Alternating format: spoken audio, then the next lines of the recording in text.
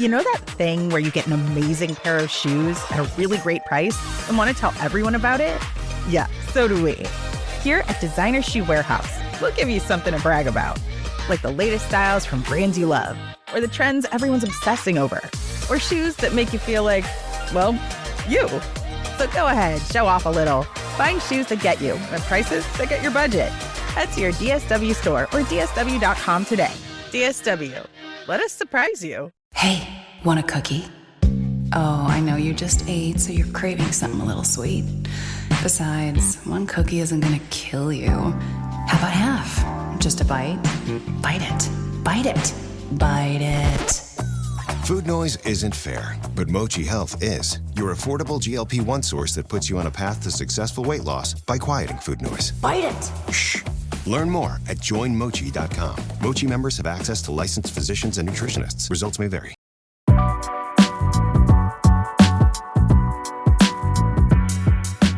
Welcome back to another episode of Investies. I'm your host, Linda Garcia, Texas State Representative and author of the book Wealth Warrior. This week on the podcast, we have a special guest. This guest is someone whose work has touched the lives of hundreds of thousands of Latinas across this country, if not, honestly, across the world.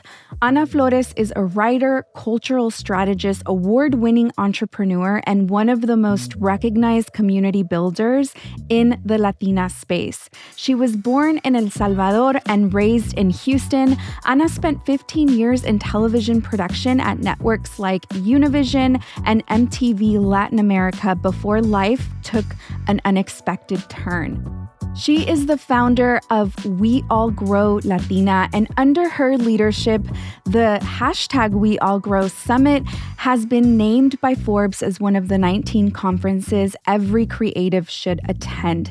She's been honored by People en Español as one of the Las 25 Mujeres Más Poderosas. She's been recognized by UN Women LA as a champion of change, and she has spoken twice at the White House on gender diversity and women empowerment. She has also been a dear friend of mine and an incredible mentor. Please welcome Ana Flores. Insurance isn't one size fits all. That's why customers have enjoyed Progressive's Name Your Price tool for years now. With the Name Your Price tool, you tell them what you want to pay, and they'll show you options that fit your budget. So whether you're picking out your first policy or just looking for something that works better for you and your family, they make it easy to see your options. Visit Progressive.com. Find a rate that works for you with the Name Your Price tool. Progressive Casualty Insurance Company and Affiliates. Price and coverage match limited by state law. Ana, welcome so much to Investies podcast. It is truly an honor to have you with us today. Everyone has heard the introduction. You are gold. You're a precious gem in our community. There's so many communities, influencers, creators that have come out of the vision I get is your womb. We're your children. Oh my God. Woo, that's a lot. That's a lot. The impact that you have had, the nurturing is unexplainable. I don't think that there's any community like the community that you have built. So many of us came from you. And what an important mission you've been on. I really want to talk about all of the pivots you've had. So you started with Spanglish Baby, then Latina Bloggers Connect, then We All Grow, and now Her Wisdom Era. Her Wisdom Era. Conversations for Latinas in midlife. I love that. Let's talk about Spanglish Baby and what propelled you to step into the space of putting yourself out there. I remember the entire era where folks started blogging. I started a blog on, I guess, like blog.com or whatever. I think I wrote one post and never followed through. But can you take me through the process of stepping into the space as a creator? Yeah, but first of all, thank you. I mean, when we're talking about Queens of Pivot, I think of you as well. I was just telling somebody I was going to be on your podcast. I'm like, I've known her since way back then, right? And all these iterations of who you are. And I love that we have stayed connected and supporting each other throughout all of these crazy, beautiful pivots that our lives have taken. So you're taking me back all the way to Spanglish Baby, which was 2008, 2009 when I actually launched it. And who I was and where I was a new mom. My daughter Camila, who's now 18 and heading to college in a few months, was only about a year or 2 years old. I had quit my job as a TV producer. My career had always been producing for the Latino community, starting with Univision in Miami, MTV Latin America in Mexico, ended up in LA for Mundos, which is now NBC Universo. And when I had Camila, I was like, I want to give myself at least the opportunity to at least be with her for like the first 2 years, right? Or figure out how I can full-time mother, because I didn't have a support system. I didn't have a village. I know you know that. LA is a very complicated city just to hold on to friendships. So imagine like having just a village to support you with motherhood. I did not have that. I had my husband, now ex-husband at the time, her father. So anyway, I mentioned that because that was a catalyst of Spanglish Baby, because I did have the opportunity to stay at home and her dad was able to sustain us financially for about a few months, because then 2008, as we know, was the financial recession. And in LA, we also had the writer's strike, which deeply affected everything. And we were both in the entertainment community. So all of a sudden, like, we were living off savings. I had a baby and I had to figure it out. But it was more expensive for me to go get a job anywhere, because it was not beneath me. I would get a job anywhere. It was more expensive to get childcare. So I had to figure it out. And I realized that there was this whole world of blogging, and I was following bloggers to learn how to, diaper, feed her, whatever it may be. But what was really in me was, how was I going to make sure that this girl learned Spanish and was bilingual, was bicultural, and had the same privilege that I had? And that was really the catalyst of it. But when I started discovering the world of mom bloggers, Linda, I started seeing these women that had been VPs in corporations or had these amazing careers, and were all of a sudden talking about, again, like feeding times or building communities for moms, and they were making money. And that's where I saw the opportunity. I was like, this is such a new world, and I've always created content, and I want to learn how to monetize and figure out if this is the way that I will be able to build my own life around motherhood, while also creating something that mattered and finding my own community. And that was a catalyst of Spanglish Baby, which I launched with my friend Roxana Soto in 2009. And it was a blog for parents raising bilingual, bicultural children. And we were one of the first Latina mom bloggers in the space. That's incredible. You were one of the first Latina mom bloggers in the space, but then I feel like you had the vision to see that there was something bigger that was needed in the space, in the community. And that is when you pivot to create something to encompass more women and develop a stronger community, which was Latina Bloggers Connect. Mm-hmm. Can you talk to us about that transition and what you saw in the space that was missing? Yeah, well, we needed to monetize. We had been blogging for about a year, and during that time, we were connecting with other Latina bloggers. We would find each other in the comment spaces. That's where you could leave a comment and it would link back to your own blog, and that's how we would find each other. And we realized that we needed a space for us to support each other, because we were learning as we went. There was no blogging school back then, and really none right now in that way. So I created the first Facebook group. There was only Twitter and Facebook. There was no Instagram yet in our blog spaces. So we created a Facebook group called Blog Hermanas. And it was about, maybe 50 or something of us. And we were all kind of supporting each other. And then I like to tell the story that one day I got a pitch in my inbox. None of us were monetizing. And I got a pitch in my inbox to do, I don't think it was like Gordon's fish sticks or something like that, like frozen fish. And I was like, sure, but it's going to cost you $40. I don't know why I said $40, but that came out of me. And they were like, okay. And it blew my mind that I could actually pitch and that they would say yes. So I went to the group and I told them, and then two of them were like, I'm going to do this too. So they had also gotten the pitch. They also got $40. So I was like, there's something here. And then I started being invited to conferences, which were basically, they were very diverse, actually. The very first few conferences, Blog Her, et cetera, a lot of mom blogger conferences. And I was their favorite token Latina, and I took it as an opportunity to learn from them. And these were the mom bloggers that were starting the blogger networks, which we now know as influencer marketing, but it really started with the mom bloggers because they were the ones that were really capitalizing on the monetization. I would say like them and the tech bloggers.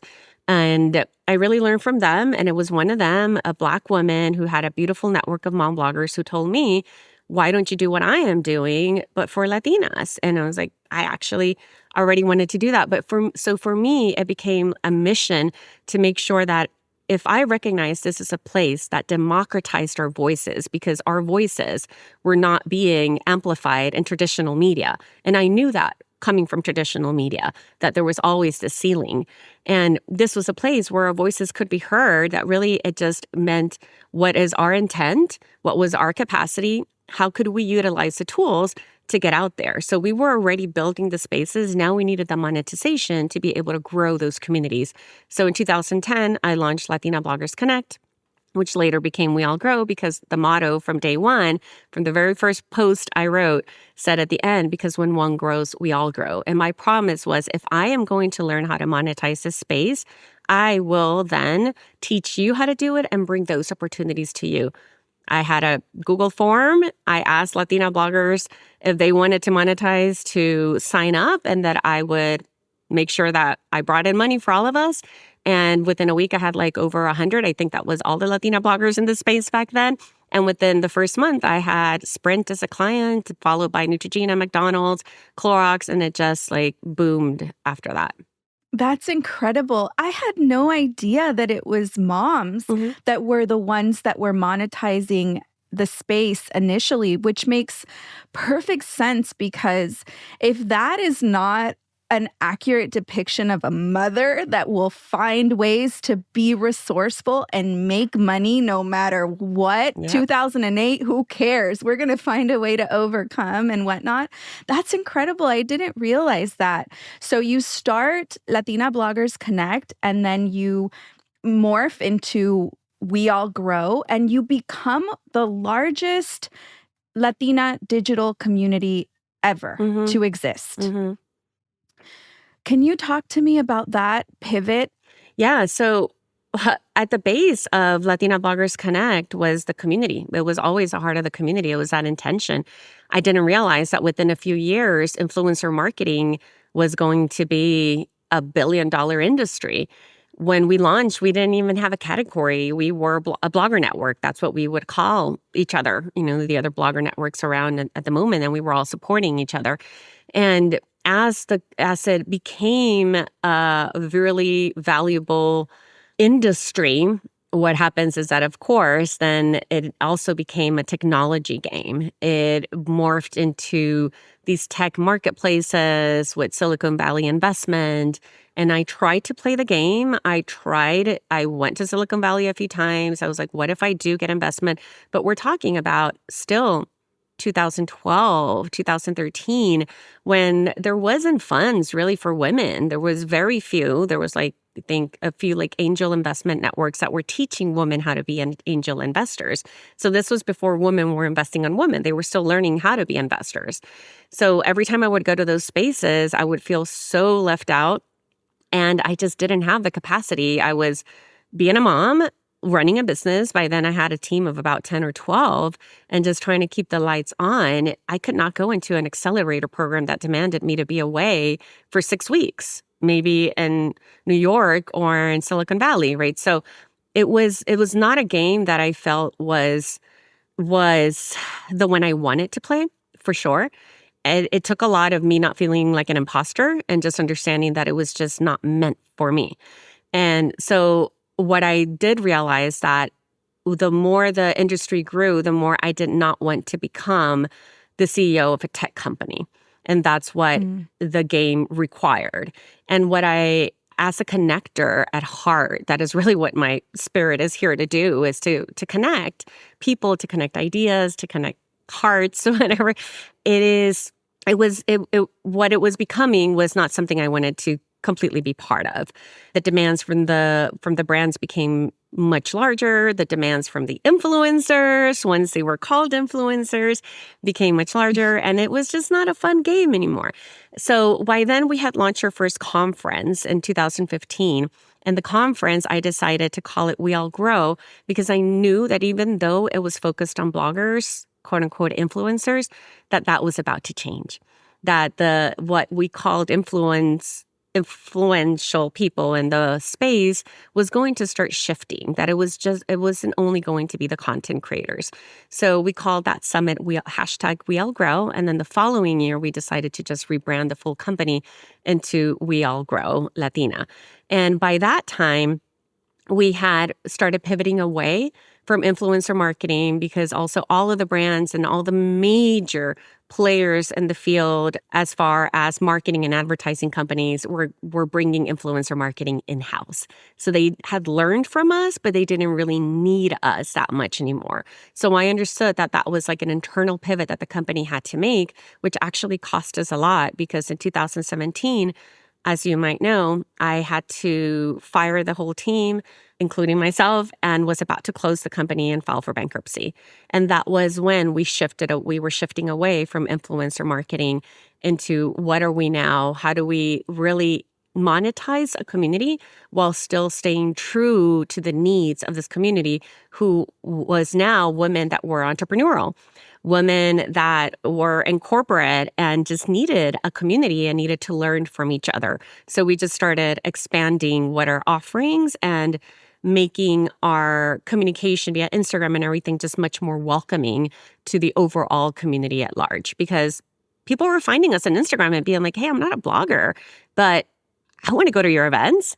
Like, I want to be part of this. And I think that's how I met you as a client. Oh my God, you were a client. Yeah. So I really want to tell this story because I think it's a true testament about the type of community that you built. When I first came across your work and what you were doing, you had already had your small, very first conference of We All Grow Latina. I want to say it was downtown at the A-Line. Is that correct? At the Line Hotel in Koreatown. Line Hotel. Yes. And that had already passed. You were about to have the second one, which would take place in Long Beach, which was an incredible space. And I really wanted to go. And I couldn't afford to go. I remember. I really couldn't afford to go. And I asked you, I had the guts to ask you if you could give me some sort of discount. And I have to say that I really regretted that ask. And I've told you this before, but it was just so valuable. But at the time, I was deeply rooted in scarcity mindset. And I'll say that I feel like a lot of the Latino community was, and sometimes we still see that, where we see our community that we put a lot of work into things and they'll ask, can I have it for free?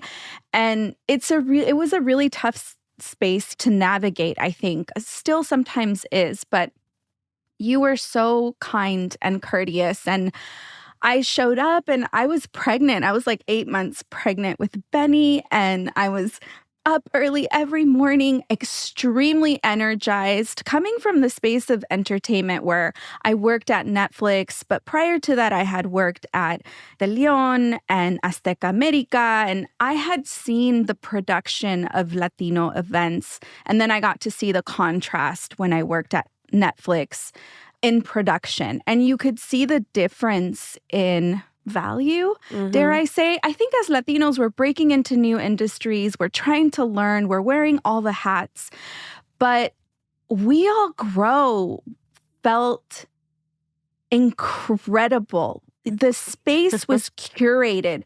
Everything about it made you feel like it was something that was so unexplainable, Ana. We got to see those types of experience, or I'll speak for myself. I got to see those type of experiences via really big bloggers on Instagram or influencers, but nothing that I was ever a part of or got to participate. And so the entire experience was incredible.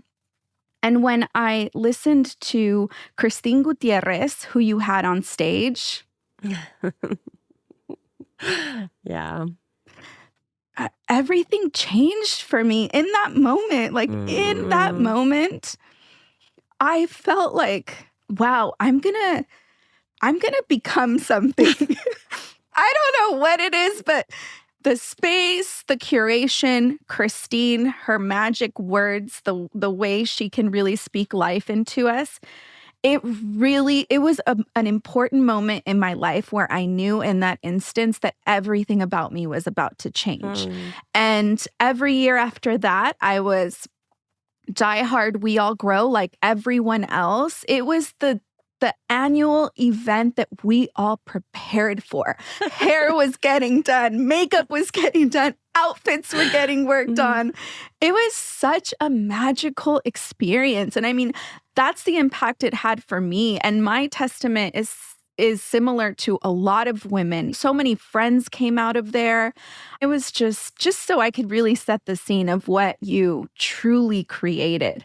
And that's why I say it's like we came out of your womb. It was just this deep, like this powerful seed that you planted within us. And it was a vision that you had for us. And it was manifested. And we came out of that vision that you had. You were so generous with your vision for us. A lot of the times we keep our vision to ourselves and for us, which could also be rooted in scarcity mindset, where we think if I envision greatness for someone else, maybe that will take away from me. But you never did that. You created something so powerful. So it's not, obviously you're going to be one of the biggest digital Latina networks to exist because you truly created something in a moment in time where it was not only desperately needed, but it was this lavish experience that will probably never necessarily be replicated. Oof, my womb is holding space for this right now. I love you. Thank you so much. I love you because too. You've just always been very generous in reminding me, because we forget. I mean, life gets in the way, and we forget of, and that, which Christine Gutierrez, speaking of her, would probably be with like palo right now if I say this, but we even forget our own worth and the confidence, right, of what we have done. But going back to that moment, to the very first We All Grow Summit, yes, the intention was very clear. I wanted to make sure that we would show up to a space that was worthy of us. I was so tired of going to these Latina events. Back then, a lot has changed now, that were like, if you got like a little cold sandwich or, that you could tell that the money was not being put back into the experience, the sponsorships, etc. It was like, you're lucky to be here, and like bad lighting. And I am a person who just is very impacted by her environment. I am very impacted by my environment. I need natural light, and I like dressing up, and I wanted to create something that the whole experience would feel like from the moment you walk in, you feel special. Yeah. And that was intentional. And even with the brands that we partnered, if you notice, we didn't have step and repeats, because I was like, I need you guys to be much more creative. What are you bringing? What are you offering? How are you making them feel special?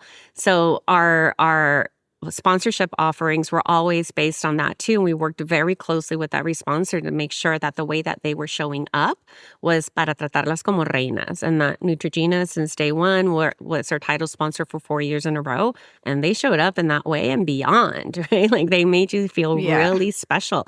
So them coming on board with us since year one also raised the bar for the rest of sponsors. That was like, oh shoot, we have to show up in this way as well. So it just started breaking the mold in the way that we show up for each other and what we accept right? As what is exemplary, what makes me feel good. So that's why for year 2, I knew this hotel was fabulous. It was brand new, the Line Hotel. And actually, Beyonce was having dinner there one of those nights, and people were going crazy because she was there. But I was like, okay, we're outgrown it because that was 250 people. We outgrew it. I wanted to grow to 500. So I found the Hotel Maya in Long Beach that you mentioned. And I mentioned it only because finding that place was the catalyst for me of this is exactly what I want. There was water, there was natural light, and it was small enough and big enough. It was just the right size that we could have a full takeover so that I could take over the team and I could just take over the whole space. So all of us, everybody there for those 3 days was only us so that we could really fall into the experience, relax, and let go of work, of children, of husbands, of partners, whatever it may be, and just really take in this experience as us. We never called it a retreat, but that's what people started calling it, right? And everything from the field trips that we had at the beginning, those were meant very strategically created so that people could connect in small groups before everything else started. No one was left out. Everybody was placed in one of these retreats that were all sponsored. And that was, I don't know how the hell we managed that, but we managed to always have enough for everybody to feel like nobody was left out. And then you come back from the experience, and that night was the big old party. And if you didn't know anyone, by the time you were there dancing to Selena, or like we had sometimes live groups like Las Cafeteras or whatever, bonding over music and over our music. And you're like, wait, maybe we had people that would come that were like, I didn't feel Latina enough. And as soon as they were there, they were like, wait, this is me. This is my people. This is how I grew up. This is my music. So by the next morning, when we were 2 days full on in workshops and conferences and speakers, etc., you already felt that you belonged in that space. So yes, it was all very intentional. My school was Disney. Not a lot of people know that I went through the Disney College program, which is an internship when I was 19 years old in Disney World in Orlando. Those 6 months in that college program taught me so much about building experiences and about making people feel special with every single detail matters. And then my production experience, I brought all of that together. It was incredible. Getting to go on some of those field trips, going into YouTube, going into Instagram, like just getting to be in spaces that for a lot of us, we maybe would have never been invited into the space. And so to have that access to receive the resources, for me, I saw it like definitely a school. It was incredible to go through it as a participant in awe and just going to the workshops that I felt I needed and curating my entire 3 days. And then to eventually teaching a workshop and then being a speaker. But you would always put yourself out there. And that's what I really recognized about you. First of all, I don't want to forget breakfast in bed. Did you get breakfast in bed? Yes. Had you ever been to a conference that offered breakfast in bed? No. That was the best. No. That was the best. It was. I love that idea, and we execute it every year, and we always got a sponsor. And that was another that's make you feel special. Like, don't rush to like a crappy breakfast. Like, stay in, get breakfast while you're getting made. So anyway, but yeah, what I recognized in you, and I will say this because this is very difficult for conference organizers and for community leaders. You know this now too, that there's very big expectations placed on you because the more you make people feel special and unique, that means that you're doing a great job at it. It also means that you have to set boundaries around your time because then people feel so unique and special that they have access to you all the time. But you as a community leader, community organizer, have to stay focused on the big picture. Yes. With this lack mentality that you mentioned, it was one of the hardest things to manage for us was that, yes, we would constantly get people requesting free tickets. And it's really hard to explain that for somebody who might feel like, it's just a registration, just put my name in there. It's breakfast, it's lunch, it's dinner, it's all the experiences that we're doing. And if I give you a free ticket, it's a ticket I'm not selling. And as organizers, the amount of risk that's involved in a conference of that magnitude is large because you have to sign a contract with the hotel most of the time a year in advance, at least 9 months in advance, because that's how far in advance hotels book large conferences. And that's how their sales work. So you are in a contract already owing around $200,000 just in the contract for the venue that you put up front without even having sponsorships yet, without even selling tickets yet, et cetera. So ticket sales are usually the first way that you start making money, that you can at least sustain it while you're working on the sponsorships and all that, and hiring a team for all of the details that are involved. So I wanted to say that because sometimes people forget, even like asking for free access for a workshop or whatever it may be, there are so many costs involved. And we need to understand, like you did, that it's an investment. And I feel that from the moment that you're like, wait, maybe this investment isn't for me right now, but I will build up to it for next year. And that investment, I felt really confident that we were returning on that investment for all of our attendees every single year. And that was a responsibility that I would put on myself and on my team and on the sponsors that we had to deliver. So going back to you always knew, and the reason why I always had a yes for you, Linda, is because I'm also very intuitive. And who are the people that are asking just to take? Or because they feel entitled to, and who are the people who are actually being like, I am being vulnerable at this moment. I just need your support, but I know, like, yo le voy a sacar provecho a esto. I know what I'm going to do with the support that you are giving me. And that is how you have always shown up for me. And I hope that that's how I can always show up for you. Oh my gosh. I say, like, after I went through the program, I really felt bad because I understood that even what you were asking was far less than what you were receiving. And so every time after that, it was important for me to plan accordingly, to know that I was going to purchase this ticket, and to also advocate for the entire experience continuously, because I really, really believed in it, especially if you wanted to go through the actual program and really submerge yourself. And yeah, I mean, what you built was incredible. So now let's go into maybe I don't want to say darker times, but we have COVID. You already had a moment of hardship in 2017. You pick yourself up from that, and then COVID happens. I always say that COVID should have been the moment when I let go. That should have been the moment. It was hard because the conference, you were actually by that point contracted, and you were going to lead the whole wellness space, because in 2018 and 2019 we launched the first wellness day. So always ahead of the game. It was actually really hard to even find speakers back then, 2018. And you were one of the facilitators. That was what would we call that era? Your red tent era, your red... Yeah, definitely moon red era. Yeah, my moon era.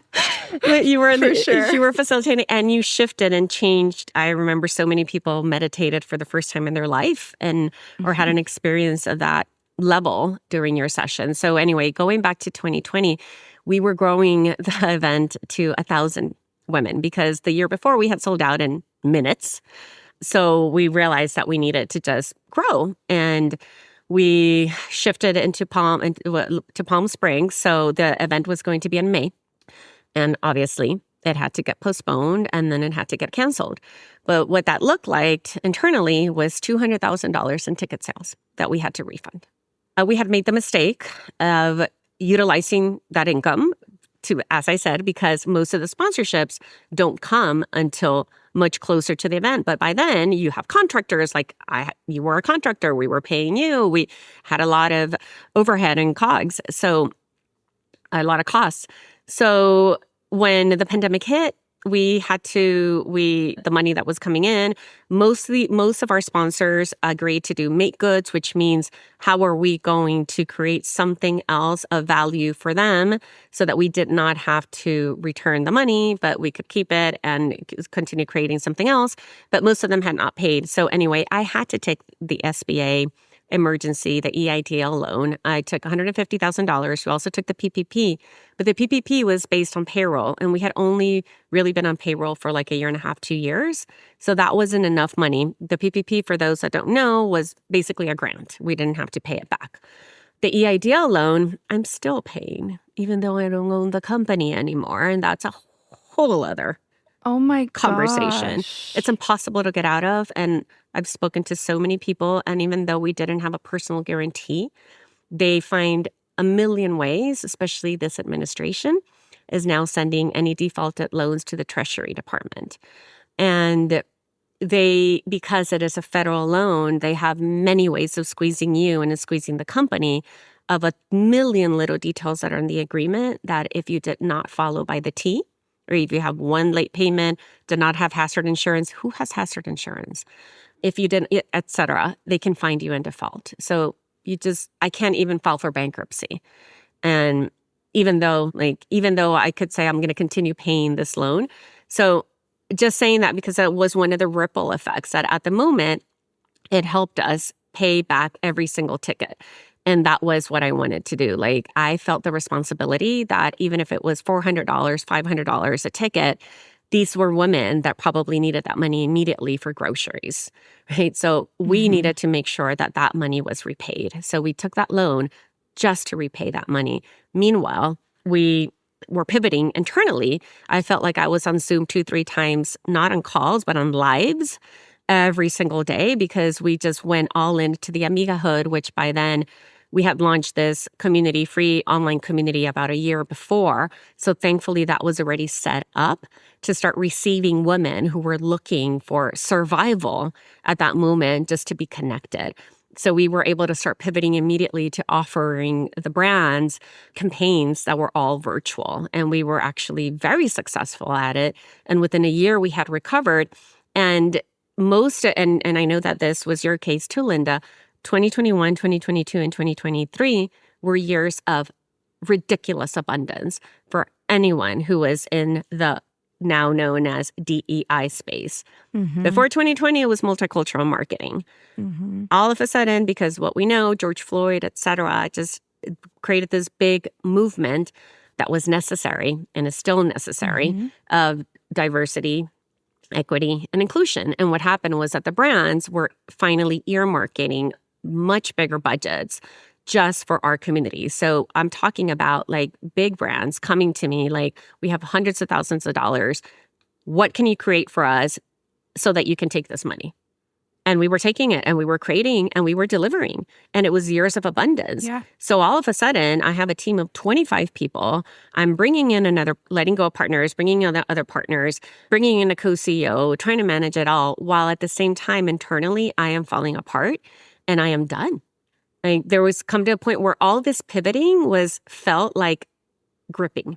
It didn't feel like pivot when it comes from the inside of this is what my soul needs to do next. It was like, how do I survive and how do I grip? And how do I continue moving forward this when everything that felt right within even the community just started feeling like division and damn if we do, damn if we don't, where do we stand? We knew clearly where we stood, right? But even that was creating division. It was getting hard to work with brands because of their politics, right? Are they being boycotted? What is happening? So basically the dark, dark time came for us in 2023 when we were launching a new conference. 2022 summit was amazing. That was our comeback summit. It was incredible. I was sick the whole time. That was also like a big message from the universe for me. And that was really the summit where I said, I cannot do this again. And the expectations were just way too high on every realm. And I needed to figure out another way to continue servicing the community and our brands, which are also our partners in community. And how can I do that while still making sure that my team and myself were not burnt out and working on fumes constantly? So I came up with another conference so that we could sunset what summit meant to people, because it was also like, it was emotional what summit meant to people, and we needed to shift that away from that. So I created a new conference where we would bring together Wellness Day and Less Founders, which was another one-day conference that we had, back to Hotel Maya that people loved. It was a two-day weekend, much more accessible.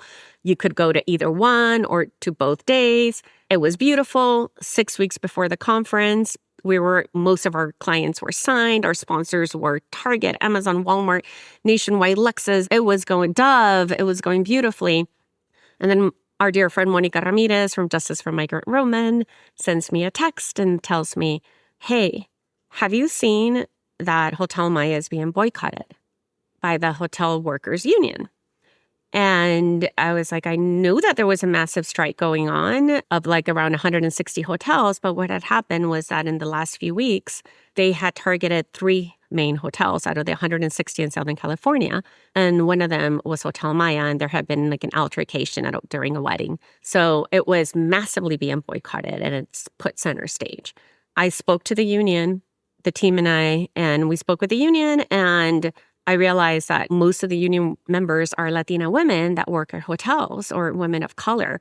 There was no way in hell that we were going to cross that picket line, even though that meant that was completely the beginning of the end for us. So we had to postpone. All of our sponsors actually congratulated us, and they were happy that we took a stand with them and helped them take a stand with that. Long story short, we postponed. We eventually had to cancel because they were not going to the table. It was not until 10 months later that they finally went to the table, and we received a letter from the union thanking us that us pulling out was really one of the big pieces of negotiation that they had, and that helped them negotiate the wages that they were, and the fair wages and treatment that they were looking for. But that meant that the team spent the whole next year, 2024, which was also an election year, working on make goods for all of those brands. Capital One, so many. And that meant the team could not secure new sponsorships. But at the time, I was starting to fall. We already had a succession plan for me as stepping back as the CEO in May 2024. And we also had to, from a team of 25, we were down to like 5 people. Because at that 2024 is when DEI really started, the company started protecting their budgets and freezing their budgets because it was an election year. And so it started way before he came in. I'm not even saying his name. And before he came into office, right? But by the moment he came into office, and on the first day he signed executive orders dismantling DEI, all of those proposals that were on the table for that year that we needed to be signed yesterday disappeared. And one of our biggest clients even told us, herself being a Latina, a VP in the company, not wanting to tell us this, but telling us that the only way to save maybe half of the budget would be for us to redo the proposal for the year, our 4th year working together, and remove anything that had to do with Latina women. Oh, and that's when wow. after that call, I said, that's it. That's it. I don't have it in me to do this fight. The team of 3 back then, even by then, didn't. I'm not writing, because I'm also publishing a book. I was in the middle of writing my book, Done with the Hustle. And I was like, there is no integrity and no alignment in me if I am trying to be done with the hustle. And I am working on this, yet my team is in that mode and struggling and surviving. I wasn't even getting a salary by then. So it was really dark times. I had to sell the company. We were going to close down, and miraculously, ACE, the Hispanic Alliance for Career Enhancement, and Patricia Mota, who is their president, came in last minute to buy it. And it was a fire sale, but at least I am happy that the legacy continues in a different way, but it continues. And now a lot of what I talk about on my Substack, which is also called Done with the Hustle, I'm very transparent about there being no safety net for entrepreneurs, where we are the engine of this country and we are asked to risk everything. I did not have a home to my name, but I would have probably mortgaged a home if I had it, and I would have lost it. Yeah. I think that's if I can just double click into that, you talked about knowing that, and maybe you had the knowing then in COVID that should have been the end of it. you reflect and you know for sure that should have been the end of it. And then we saw everything unfold. And I've heard you say this before. We've had this conversation before, you and I. And every time when I hear you say that, I always get this really deep pang of like guilt. I feel guilty when you feel that way. And the reason I feel the guilt is because I feel like you didn't want to keep pushing through, but we wanted you to keep pushing through. Yeah, we have talked about this. We did feel the responsibility. Yeah. And you did so much and opened so many doors that I think so many of us couldn't imagine what growth would look like if We All Grow was not helping us grow, So I think there was a lot of obviously internal work we had to do, boundaries you had to work on setting, and then everyone having to drive back internally and making their own pathway, their own thing happen. You sell the company and you take time off.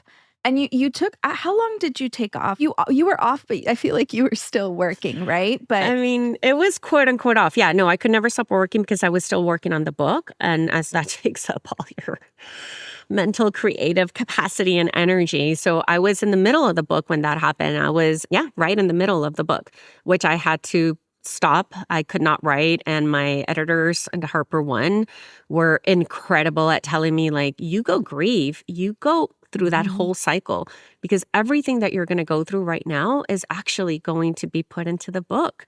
And they're right, because the second half of the book is completely different from the first half. The first half, you could feel that I am holding back. And I think it's because I felt the responsibility still of carrying the company, of what I'm responsible for, et cetera.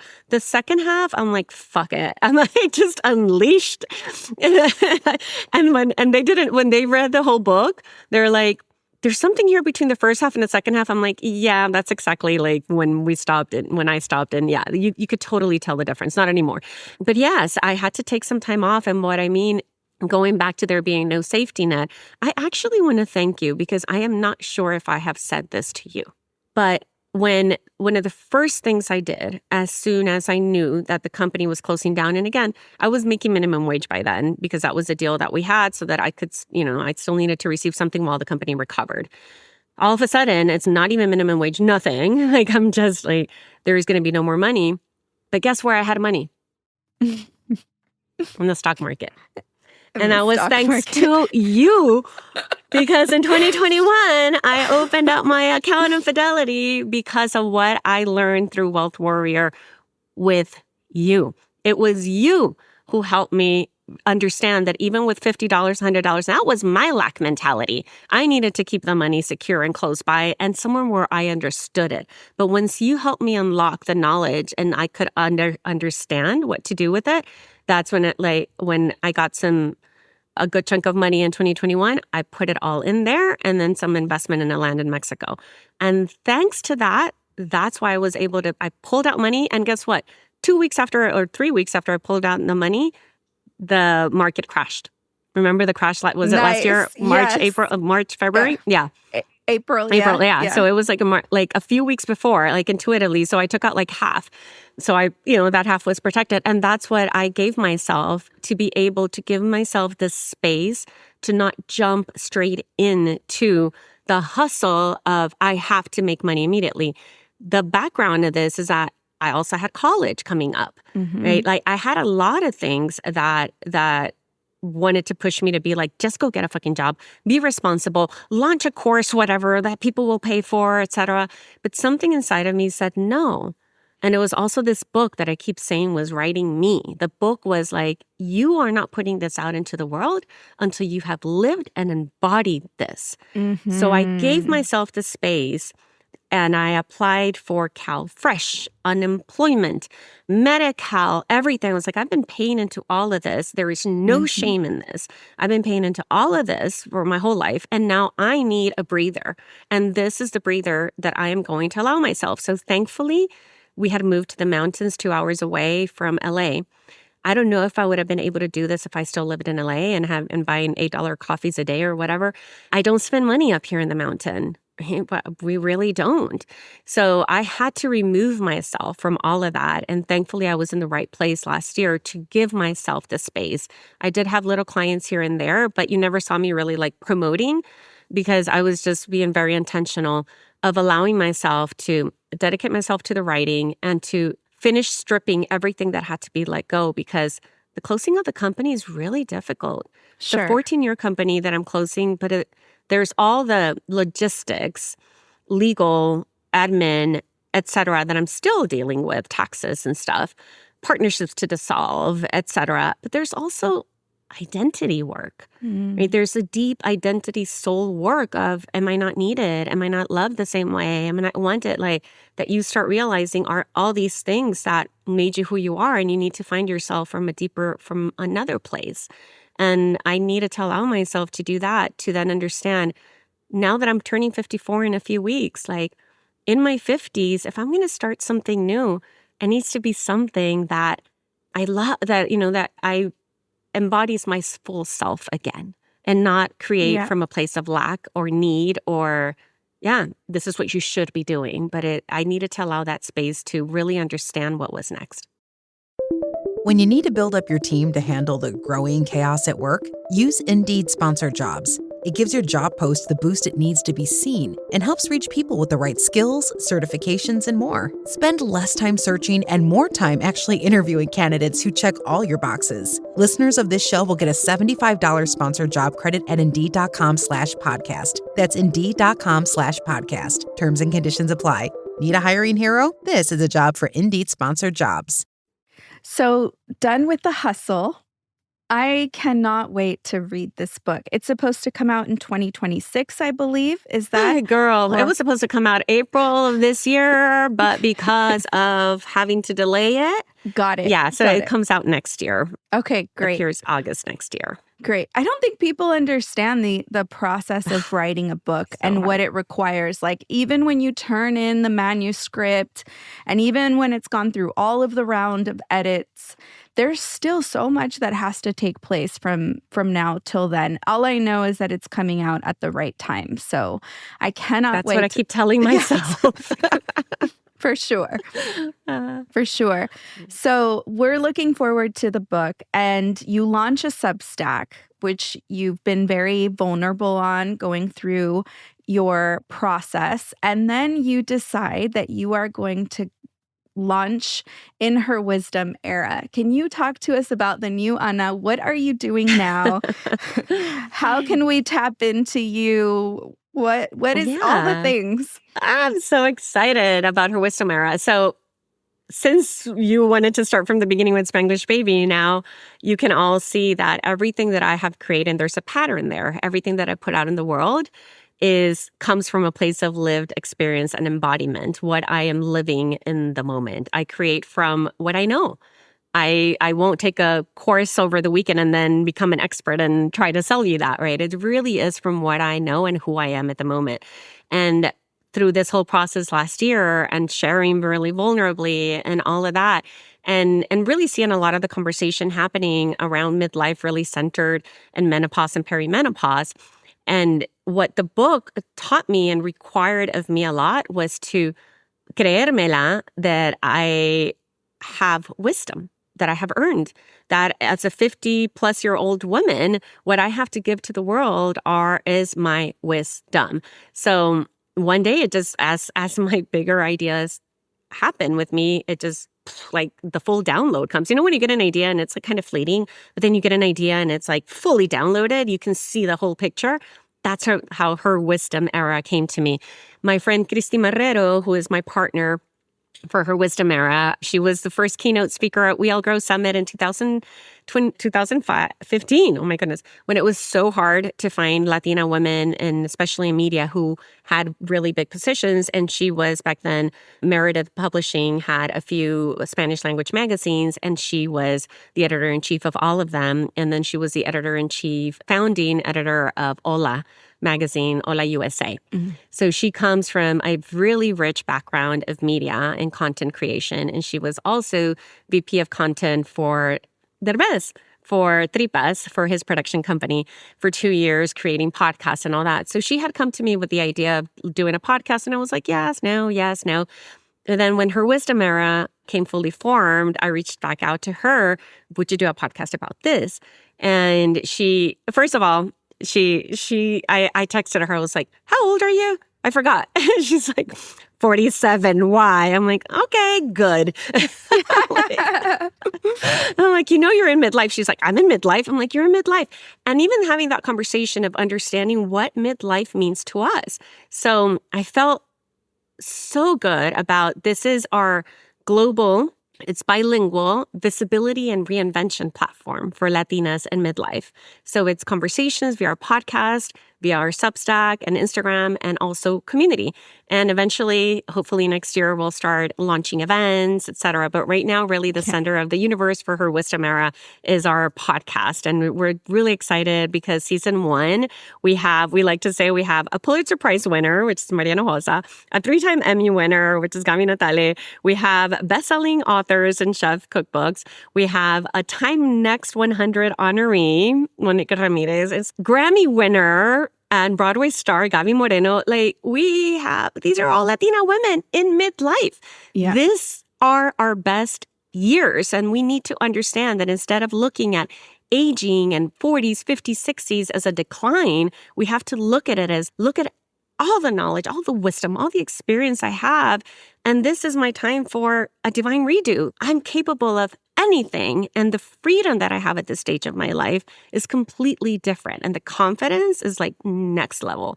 So I want to celebrate that and have those conversations. I love that. I listened to episode 1, and just like your co-host, I was like, wait, I'm in midlife? And then I was like, I am. I need to move through that and own it and own it, because it is a powerful time.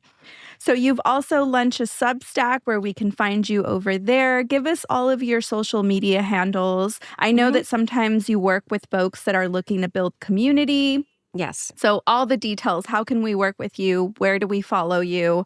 How can we invest in you? Thank you. So herwisdomera.com is the easiest way to find what we're doing there. Once you land there, you'll land on the Substack and you'll see all the links to podcast on Spotify, Apple, YouTube, etc. We're also on Instagram. For me, yes, I do work with clients, both organizations and then one-on-one, like small businesses, creators, women that are launching books, communities, and so really much as a community architect and as an event architect and as a thought partner. So I do a lot of strategic advising. You can do one-on-ones, you can do much larger containers, and that you can find it on anaflores.com. Awesome. Well, thank you so much for joining us today, Ana. It's always inspiring to hear your story, and I'm happy to see you in this new space in her wisdom era. Thank you. I'll have you on the podcast, Ms. Woman in Midlife. It would be an honor. Love you. Thank you so much. I love you too. Thank you.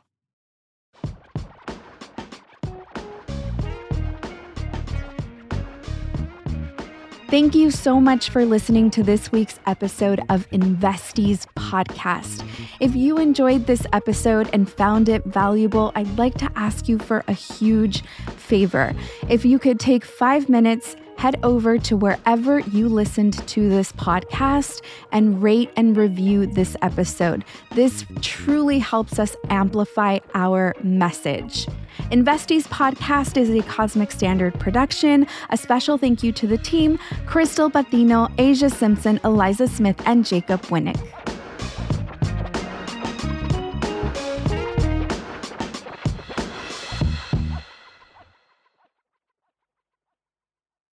Monday AI agents took over my work. And I absolutely love it. Chasing deadlines, writing status reports, updating stakeholders. Agents handle the daily grind now. They live inside Monday.com, so they see the full picture. My work, my team, the whole company. And I don't have to worry about the data. It's safe, which means I'm free to focus on the big stuff, knowing everything runs smoothly in the background. It's completely shifted the way we work. Create your own AI agent in minutes on Monday.com.